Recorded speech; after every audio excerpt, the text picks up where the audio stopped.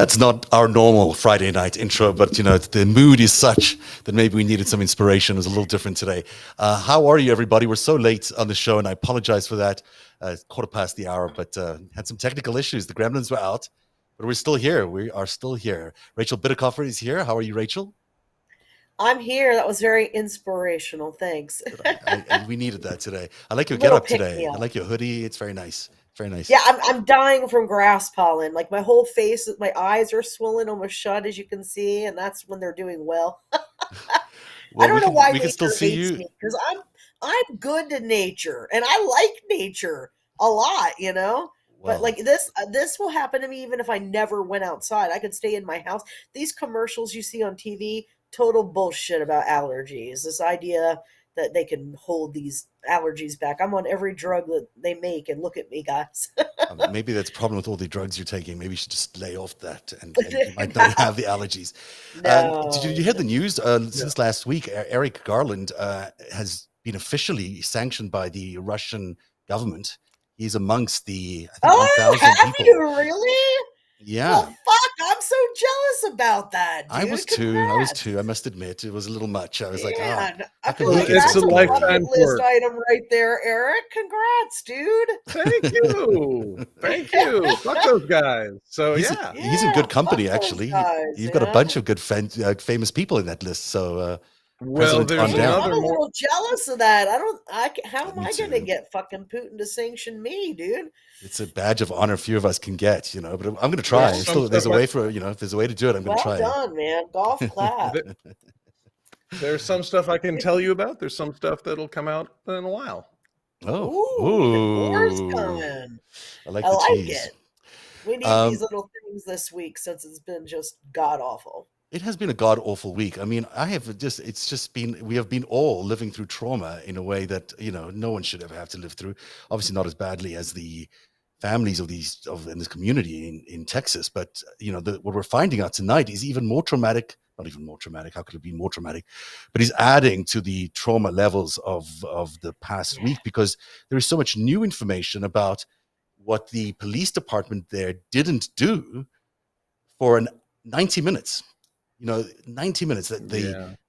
the shooter drove into a ditch at 11. I'm going to pull up this exact because of all these technical issues. I lost my train of thought there in terms of timing, but he pulled up at around 11:30, and it wasn't until almost after 1.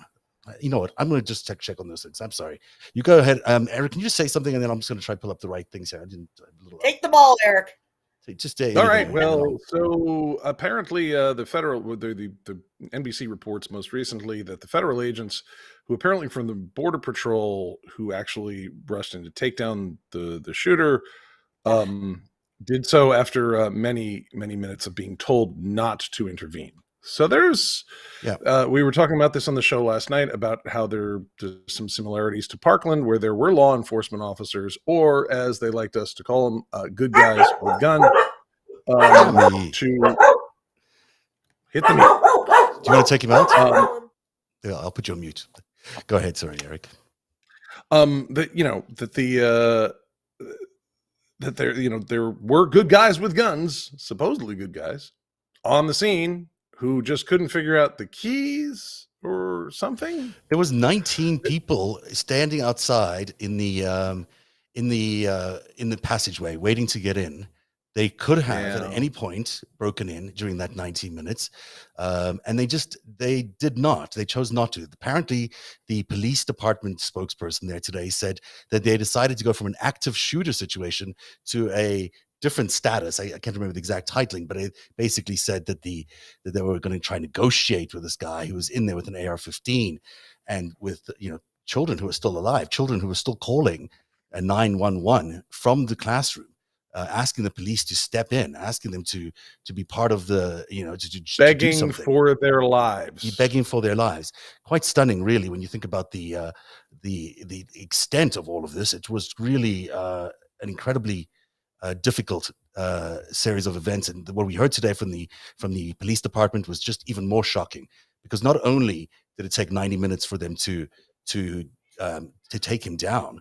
There was about 40 minutes or an hour where they were just standing outside the building. And, outside that building, there were parents who were being frantically trying to get their kids out. I want to play some video from that because it is, again, this is going to be very hard to watch. A lot of tonight's show is just very hard to watch, but it's necessary viewing. I really think people need to understand what happened there because we're going to find out over the long term here. I don't know what happened to Rachel. She's left us there, but she'll come back in a second. This is going to be a fun show. I'm going to keep this one for the record books because it's so confusing. We'll just keep it until the wheels come off, dude. Yeah, absolutely. There's two pieces of tape I want to show you. Both of them, parents outside freaking out about where the kids are and why they are not being allowed access. These cops are right here. Bro, there's a fucking shooting at the school and these fucking cops are telling everybody to leave, dude. While everybody's here trying to pick up their fucking kids. They're saying that the shooter's in a new building. I don't know if they had a new building. Like, if they got a shot, shoot him or something. Fuck. Look, they're just all fucking parked and outside, man. They need to go in there. Get in. What the fuck is the fucking deal, dude? There's kids. Oh, man. I'm gonna fucking go. I'm gonna fucking go. Look at that shit, bro. They're all in there. The cops ain't doing shit but standing outside. All the kids are inside the fucking school and they're just standing. They're fucking parked. Oh, my God. And all the parents are gonna go in. They. Fuck that. Like, our kids are there, man. My son's right there.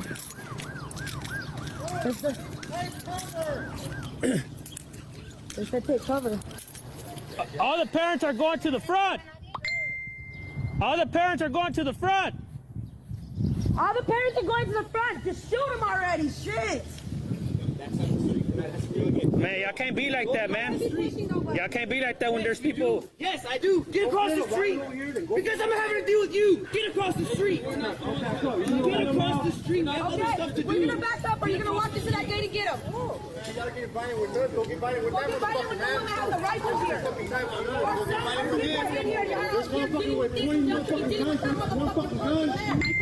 You know that there are kids, right? They're little kids. They don't know how to defend themselves. Fucking take his ass out.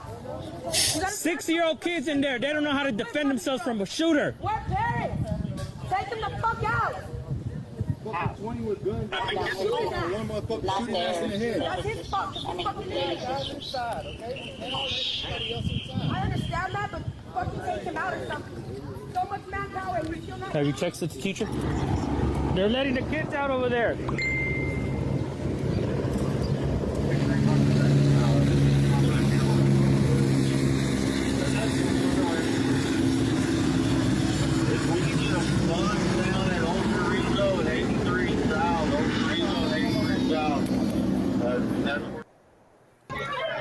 Here's another tape.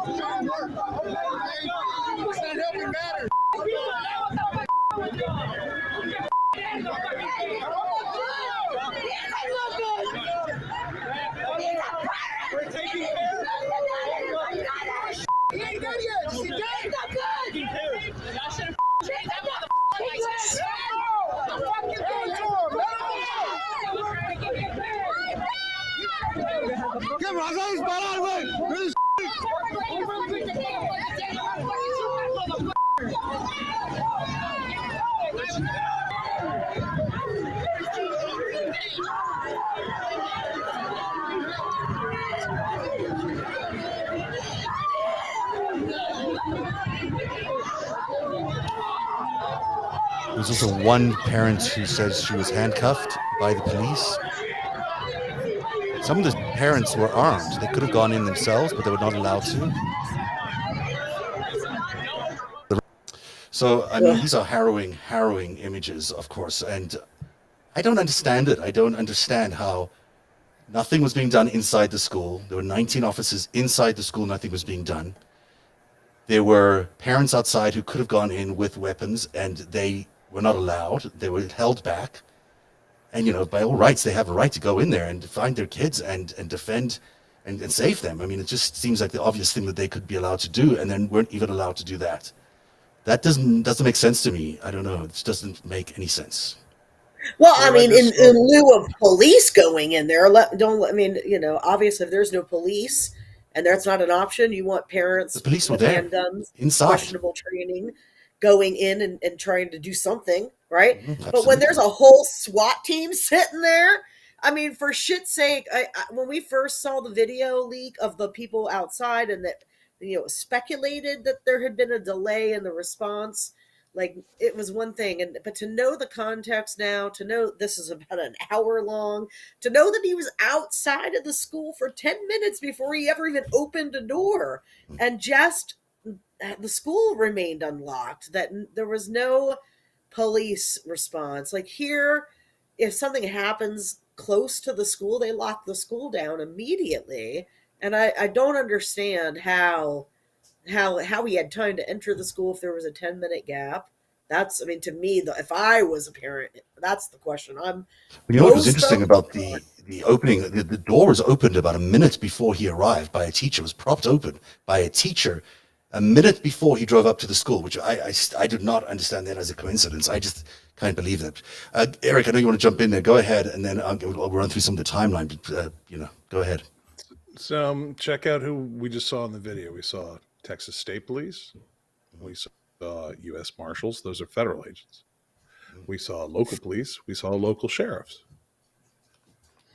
Now, I just want to open the door to something, and it's about time. I mean, we've got some compromised police departments, and we're about to, when we get to the January 6th stuff and other assorted prosecutions, we're going to be opening, the party's over for a lot of, mobsters and agents of foreign powers. That's just how it's going to be. And some of those that are on the payroll of some bad guys, we've got some compromised police departments, sheriff's departments, and federal agents. It's just a fact of life here, and we're, that amount of manpower there, more concerned about keeping the parents from doing something. I mean, let's talk about this. 90 minutes. Somebody with a Daniel Defense tactical rifle. That is not your average. That ain't even your average, Bushmaster M4 AR-15 type. That is a luxury, full military specs kind of weapon. Mm-hmm. This is looking coordinated. This is looking coordinated. It does look this a is an coordinated. operation. Is my audio okay, by the way, Eric? I know you said there's something wrong with it. I just want to make sure it's okay. So I want to show you a couple of things that and there's a lot to show you tonight, so it might be a lot of me just explaining some things to you. But there was a series of tweets sent out by a former prosecutor from that Uvalde area.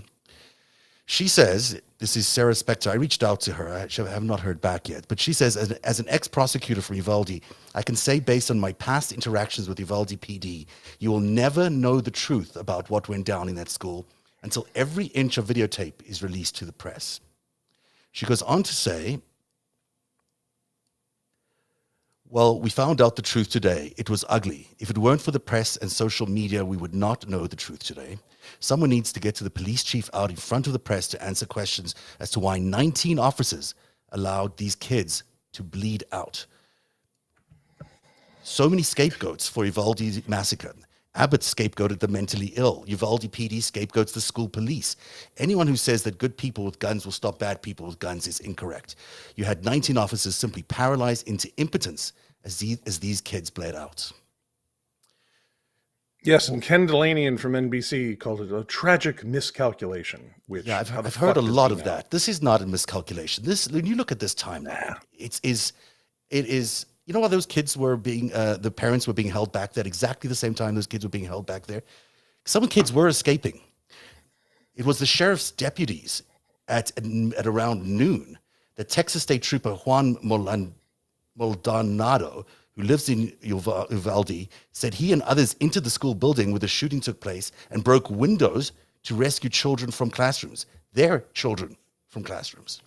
Here are pictures of their children escaping from the classroom. Somehow, there were people who worked for, the Texas State Trooper who was able to find a way to get into a window there and to get some of these students out. Meanwhile, there were 19 people in a passageway, 19 officers in a passageway outside of the classroom where the shooter was, and where the teacher was calling 911 and the kids were calling 911, and they weren't entering the room because they didn't have the right key. They had to wait an hour to get the key from the principal. There's something very wrong with all of this. There's just something that does not, a lot of this, it does not compute. But the fact that there were some students who had escaped, who were, with Texas State Trooper kids, they found the time to do that. So what happened? How did that happen? We were talking last night, Zev and Rachel, you might not have caught it, but we were talking about other shooting incidents of this level of intensity, the Las Vegas massacre at the MGM casino, where the story didn't line up and where the guards apparently were asleep and the video just happened to not have worked in the hallways, where the logistics of moving the weaponry and the ammunition would have happened. And you get Parkland in Florida, Stoneman Douglas High School, where, the sheriff's office is controlled by an ally of Roger Stone's, who employs one of Roger Stone's relatives. And there, the kid got in while there were armed guards right outside who kind of hung out for a while there's, military materiel being deployed against children. A lot of these are starting to look very organized.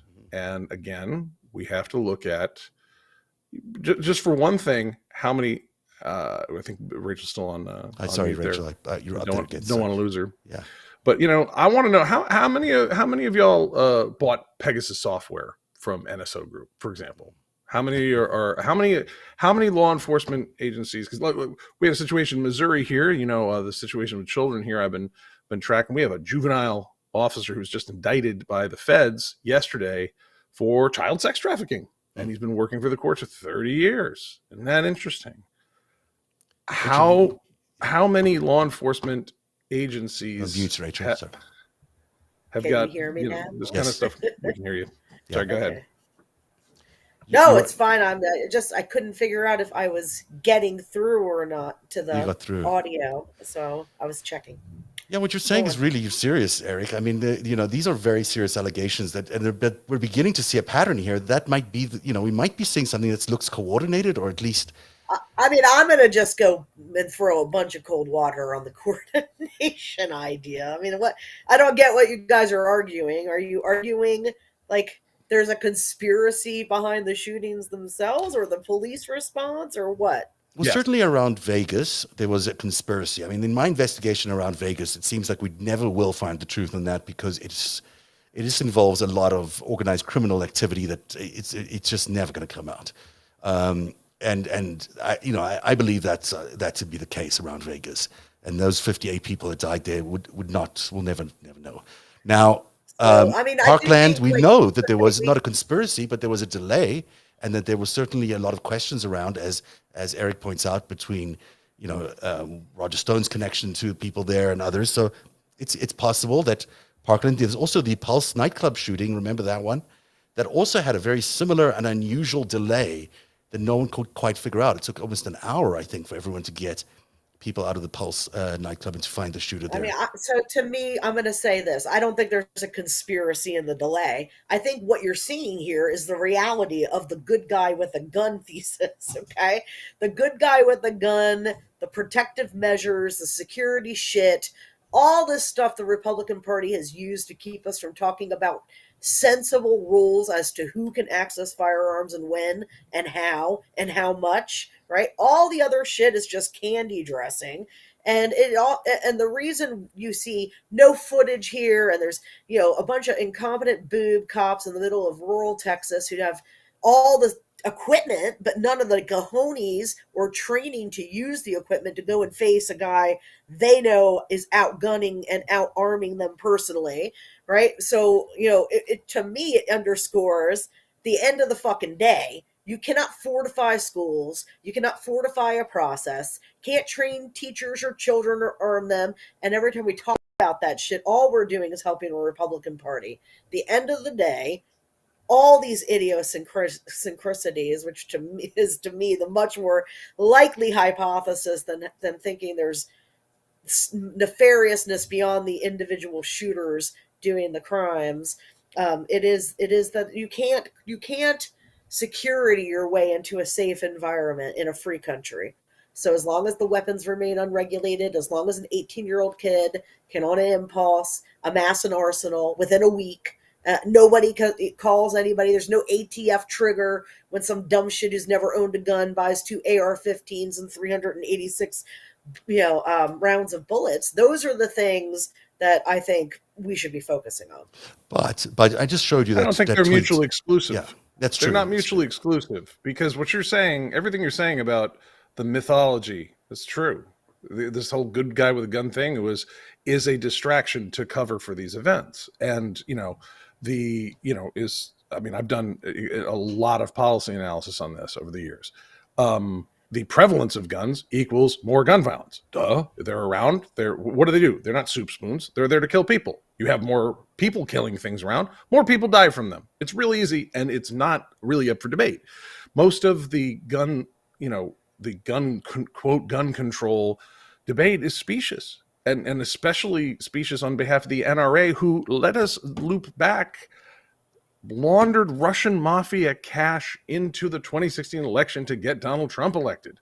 So, where people are covering the quotes from the NRA, I mean, they're villains. They're traitors. I mean, their lot is entirely set. Their destiny is, we'll see what ultimately happens to them in terms of judicial punishment here. But look, these are some of the worst people in history. There's no question around that. That said, I don't think that necessarily excludes the notion that you've got some very concerning behaviors around some of these mass shootings, and some of the timing is sometimes suspect. And if it were intended to be a domestic terrorism tool to psychologically, harm Americans and keep us from having a dialogue about something that's important, if it were, it's pretty effective. I'm not saying it is, but it's pretty effective. What did you think of this comment from Sarah Spector, who says, as an ex-prosecutor for Uvalde, she could say that in past interactions, you'll never know the truth about what went down in that school until every inch of videotape is released to the press. I mean, she sounds like she knows what she's talking about. She sounds, she's legit. That's who she really is. She's talking about they fucked it all up, and they're incompetent boobs. Okay, they broke all their procedures, obviously screwed the pooch. And so what she's saying is, well, if we want to put sunlight on what happened and how bad they screwed the pooch, they're going to hide it. But she's not talking about some kind of inside job where they picked this school and that police department. The police department delayed the response to enhance the violence. Like, I mean, if that's what we're talking about, that to me is some crazy shit, dude. We're not saying that definitively. I'm not saying that definitively. I'm saying that it's something that we need to look at, because at the end of the day, if we're not going to take that, we can't take that possibility off the table. I would say that. You've got so much going on here. There was a shooting an attempted shooting by two kids at a school nearby in the same town, which ended up being was planned, by the way, for April 2022, last month, by two other students. They had been apprehended. They've all gone to jail and whatever, and they started planning this 2 years ago. I just find that the likelihood of a small town like that having two shooter attacks being planned within a month of each other, that seems a little unusual to me. It does seem a little unusual to me. These comments by the former prosecutor, that is a concern. And then you've got people like the state trooper who was able to go in and get his kids by breaking through the window, while the other policeman was standing outside in waiting for the key, which didn't show up for an hour. How does the headmaster of a school not have the master key within an hour's reach? And where was the police officer that was meant to be there that morning? He drove right past the guy. There was 12 minutes before the shooter got from the car, which he veered off the road in spectacular fashion, and then shot at two people across the street. They called 911 right away. But 911, and the police didn't show up, until the shooter was well inside the building. So that's a long time. This is a small town. The police are a mile away. They've got a whole I don't know why the lights just went pink, but there you go. They've got a whole unit there designed to respond to these things, a SWAT team designed to respond to these things, and they were not ready. They were not available. I mean, those things are very they're just challenging situations. You've got to ask questions about why those things are the way they are. Otherwise, don't get me wrong. Yeah. I mean, we deserve answers too as to why those things were not done. Right? I mean, it's a total failure at every level. For everyone gets trained in this shit now. Every town, every police force, every school, and they blew their training out. I mean, that's what that dude, the poor sacrificial lamb that they sent out in front of the press corps to explain, hey, this is what we were supposed to do, and this is what we did do, right? The policy now is to charge in, and none of those people had the gumption or the balls to go actually face an armed gunman with an AR-15. It's definitely... And yet their colleagues did know that they could... But their colleagues did know to crash through windows on the other side. So I don't get that. I don't get how you've got 19 people standing in a passageway while in the adjoining classroom, there are students that are suddenly being allowed out through windows that have been crashed open. I mean, that doesn't make sense to me. I don't know. I don't know, but I can tell you this: if you're that one cop, if you're telling me there was a cop with a kid in that classroom, that explains a lot to me. Yeah, they got those kids that was out. My kid. I don't care what my job or my superior was saying. They got those kids out. In front of that classroom, it's that window's getting broken, dude. That's exactly right. They got their kids out. But a lot of those same police, we just saw the video that they were keeping the actual parents from doing the very same thing. That's interesting. On the other Why side the double standard? Yeah, that is a double standard, right? Why were some parents in the police force allowed to go and save their kids, but others were not? I mean, look, these are important questions. We don't know the answers, but there's a lot of bad news in the story, and there's a lot of tragedy in the story. And we know that there were kids still alive during that period of time. There were 9 or 10 kids still alive in one of those classrooms when the kids themselves were calling 911, and the teacher was calling 911, and the cops were on the other side of a door, on the other side of a door, 19 cops, and they didn't respond. Yep. 19 to 1. Yeah, 19 to 1, and you've got, even if you have service revolvers, these tactical type, high performance, they're just high performance weapons. They have more velocity in the cartridge, that the round has more velocity behind it when it hits the human body. But 19 on 1, I mean, slingshots will do a pretty good job there. Mm-hmm. You're talking about being able to get somebody from all sides. They can't survive that long. You can stop the murder of children, and they didn't. Yeah. I mean, it's just these are really tough questions. I want to share with you. Oops, I think Rachel just left. I think it might have been her son calling for her. So I think that's what I heard in the background there. So I think she's not going to be with us for the rest.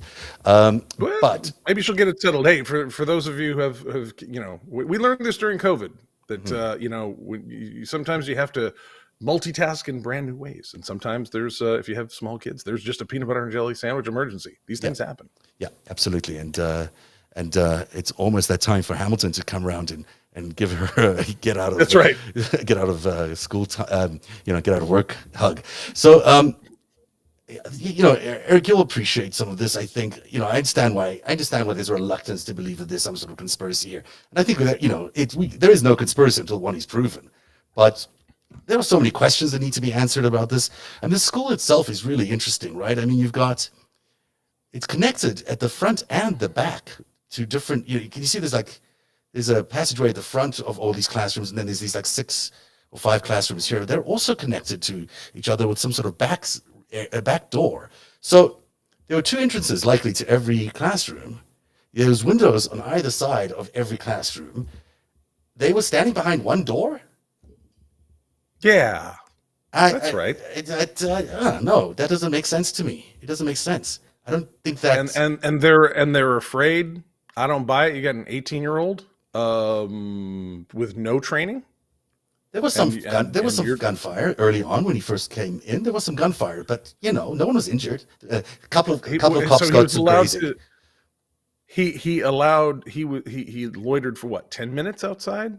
12 minutes, I believe. I can put the actual with a Daniel Defense rifle, which, I mean, that's not a little pocket for your purse lady killer gun. That's I mean, have you seen the pictures of the weapon we're talking about? No, but I'm aware. I'm aware of what it looks like. I mean, these are very big weapons. They're very powerful weapons, and they're used in war. They're not used for law enforcement, and I get that. But even some of these police officers that were there, the initial approach, they had AR-15s. They had the same weapon. So I don't understand what would have made them not feel confident enough with 19 people to go into a classroom with multiple entryways. Why would they stay outside? Sure, we're imagining the worst of the worst situation here. It's probably not as nefarious as any of this, but it's just, you have to ask these questions. Here is that shooter loitering outside. I mean, yeah, with with obviously, who's obviously armed. Yeah, no, yeah, one of and what kind of weapons they had really, that doesn't clear this up at all, because you know what, in a close quarters urban combat like setting, police are trained for that, and to use multiple police officers against one assailant like that with pistols, they're trained for that. This is where he crashed his car. This is the funeral center across the way where this was 11:28. He crashed his car, and then he shot at two people at the funeral center. So they called 911 right away, as you'd expect them to. And so at 11:30, they get the police get a call from the people there who had witnessed the shooting. He then proceeds, and I'll throw this up here for everyone to read. Then he receives the 911 calls. He crashed the car and fired on two people. At 11:40, the gunman then walked towards the school, climbed the fence, and shot at the school from a parking lot. He appeared to have entered the school through a door that was unlocked. So this is interesting. At 11:27, the teacher, this is 1 minute before he arrives, a teacher props open the door. Why? Why is a door propped open at 11:27? It doesn't make sense. Why? Why? Can you fathom an idea of why just be a minute before? And were they there still when he crashed the car to know that maybe they should close it again because someone just crashed a car into a ditch, at the school? And then at 11, so then his other troopers, they're able to go and gate through these windows and rescue their children from the classroom, while all these other parents are at the back being told they can't go anywhere near the school. Then there's a whole bunch of confusion. 11:43, the school announced on Facebook that it was locked down due to gunshots. The students and staff are safe, it says, in the building. 11:43. 11:44. Students and staff are safe in the building. Yeah. Oh. Huh. 11:44, officers finally... doesn't seem that all that safe. Does not seem. Wait till the rest of this communication. It's just kind of shocking. So at 11:44, officers from the Uvalde Police Department and the School District Police Department arrived 4 minutes after the gunman entered the school, according to Escalon, who offered unclear statements about how close those officers got to Ramos, having first said the officers were inside making entry and took cover after coming under fire. He then said they don't make entry initially because of the gunfire. Which is true, who knows? At the exact time that Escalon had said officers attempted to enter the building and then retreated after being fired at, a resident said his own Facebook post said that there was a shootout in front of the school. So was there a shootout? Did they enter and then confront gunfire, or did they not enter at all? We're shooting at whom? Yeah. At 12 p.m., some children, we've shown you those pictures, are allowed to leave. And then at 12:06, the school published another alert on the lockdown. Again, the students and staff are safe in the buildings. At 12:06, they're not safe. There's 19 kids that are being killed. At 12:17, 11 minutes after that, however, it updated with this message as an active shooter at Robb Elementary Law School. There's a lot. Shit, fuck, we forgot. Oh, that's right. They're not safe. There's actually somebody murdering people in here. I mean, it's appalling. It's appalling management. That doesn't read like incompetence to me. That reads like competence. It's something that's not very nice. Yeah. The other thing is, it's Rick Perry who ultimately was in charge of all the hires in the senior police department over there. Really? Yeah.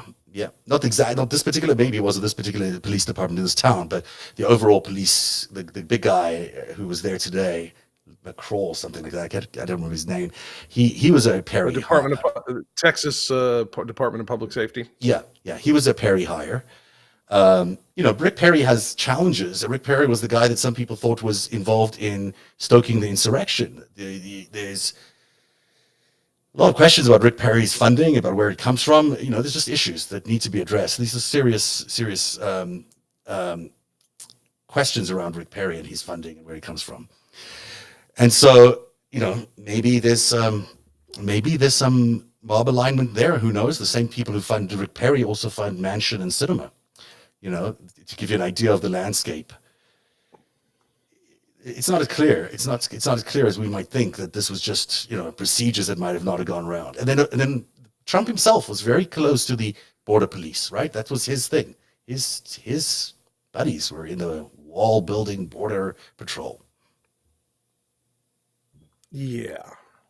And of course, what would go on at these borders? A lot of human smuggling, a lot of drug trafficking, a lot of gun trafficking. I mean, there's a lot of room for corruption.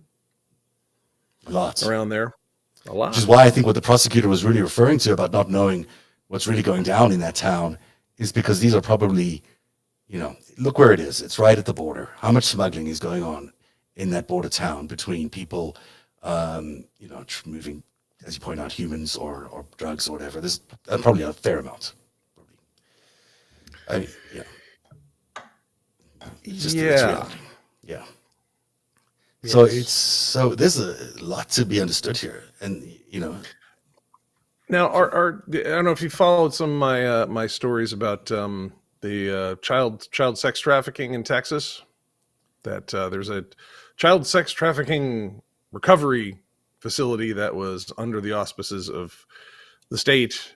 That turned out that they were not so much for recovery as for repurposing, and they were sex trafficking children. And who was warned was Texas Department of Public Safety. Texas DPS was warned about that. The feds have had to step in.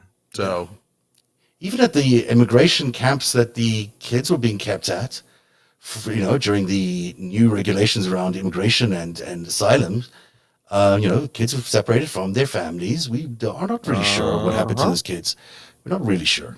We don't know that they were kept safe. We just don't know. We don't know if all the kids are there. Some of them weren't kept safe. We know that. Yeah, we do know that. They are starting to do payouts and settlements with some of these families, and they are substantive numbers. They are substantial amounts of money. So what's going on? I mean, what is going on in Texas with children? And then they have this abortion law and then this NRA thing there. That's just crazy. So Monday, there was a report that came out from the Health and Human Services Department of the federal government about it expands on the Missouri foster care problem that they have, and it was about 47 different states, and one of the biggest states that loses foster kids and often to child sex trafficking is Texas. So there's people who are closing in on those networks. Yeah, it sounds like it. I don't understand how they square that with the right to life. I mean, that to me is the most troubling thing here is, there they are introducing all these abortion laws and, women can't have any abortion and they have to travel out of state because they care about the sanctity of life so much. And then you get thin out the voter rolls. It's something that happens that, abortion is something that happens. It's medically necessary in many cases, and you just take anybody involved in it who reads books and whatever, and you just throw them off the voter rolls because now they're felons. Done. So right. It's a very gross way of gerrymandering, essentially. Right. Well, I mean, Texas has a lot to answer for. Certainly, the timing around this and the NRA meeting with Donald Trump there, it's all very troubling. And and also the story out of Buffalo, where we now know that that the shooter there, the white supremacist shooter, had apparently given plans to a former federal agent or on a chat room that he had been in contact with on a regular basis. And this federal agent either maybe didn't receive it, but maybe he just didn't do anything about it. Or maybe he helped coach him. Who knows what went on in those chat rooms that they became so friendly. So now you got a federal agent from, guess where? Texas, involved in the Buffalo shooting potentially, and having awareness around the shooting there ahead of that. This is just appalling. These are questions we have to ask. When you see something, there's this stat, that's a data, this information that we have way more shootings in the United States than anywhere else in the world, and just by a long shot, then there must be something going on that's not natural, that's encouraging those things to happen. It just must be. It just must be. And I know it might upset people, but it's just I don't see how there's another answer to that. It's funny. It's like you had the George Floyd thing came up just around the time that the Trump administration wanted everyone to get used to the idea of federal agents who were poorly identified in the streets in case the election didn't go the way they wanted. Isn't that interesting? I mean, some of these things, if you look at the time, the chronology, the time clustering here, and then the sudden disappearance of these things, make it sound like it's endemic. But when you get something where somebody's on site to do a live stream of the thing, and people play their parts, you got to ask, why is this happening, and why is it happening now? Yeah, you mentioned the clustering. This from the Financial Times. This data is a bit misleading because they changed it from 4 to 3 people in terms of the number of fatalities to qualify as a mass shooting at around 2013. So keep that in mind. That's why you see a little bit of a bubble here. But in 2004, just before this expands over here from a sparse couple of shootings in the year before, that's when they allowed the automatic rifle ban to lapse. The Republicans allowed that to lapse. So suddenly, Bill Clinton had introduced that, and as a result of the Brady shooting, and so there were no automatic rifles available until 2004, when they were suddenly allowed again under George Bush. And look at what happened in the years after that. I mean, this is a trend. I mean, and then look what happens as Obama is elected, and then look what happens when Trump is elected. And you can't predict that all these things or say that all these things are directly related, but ever since 2015, there's been a very, very, very big move. Much just a large amount of shootings. It's true. It is what it is. So, if this is beyond correlation to causation, that's something that the DOJ and Department of Homeland Security will tell us about. Yeah. But at this point, it's only time will tell. But we're not saying, just to be clear to everyone, that there is a conspiracy. We're not saying that at all. But we're raising questions around whether all these questions around the police response and all these other factors that we've been citing tonight, that they need to be looked at as a totality, and we need to understand why they all happened before we take the possibility that it was a conspiracy of some sort off the table. It might be an outlier of a possibility, but it may not be. We certainly have to ask that question. Go ahead. Did you want to update people on the Sussman trial? I know we're almost out of time, and given that's a shorter show, did you want to tell people about the Sussman trial, or should we just leave that for next week? Well, the defense has asked for him to be acquitted, even though basically it came out that he lied. And anyhow, we'll see that next week. It's been interesting. We have a lot of powerful interests that are coming in for accountability all about the same time, and like I was saying, I'm not saying this is an op, but if it's an op, it's an effective op to get people, feeling very disturbed about what's happening in the country. Yeah, certainly it could not have been any worse a situation. Can't imagine a worse a situation than all these things happening at exactly the same time to compound such a horrific event. Well, that's the after show. I'm going to found out if Rachel's okay. I'm sure she is. And we'll be back on Tuesday. It's a shorter show tonight, and I apologize for all the technical challenges we had, but I'm glad we got a chance to at least get all of this out tonight. And we'll be back on Tuesday. Any big plans for the weekend? Yes. Eric? Yes. Yes is good. That's a good answer. I have some plans too, so we'll see what happens. I haven't been outside for years, so we'll see what happens when I step outside. We want to remind all of our viewers that firstly, we're very thankful for you joining us, and we're very thankful to all our patrons who make all this programming possible. You can join us at patreon.com/narrative. That's the only way we get to continue to make these programs, and every cent that you donate goes right to the program, and we really appreciate everything you do to make us survive, keep the lights on in here, and keep up reporting going. That's the after show. Have a great weekend, everybody, and we'll see you again on Tuesday.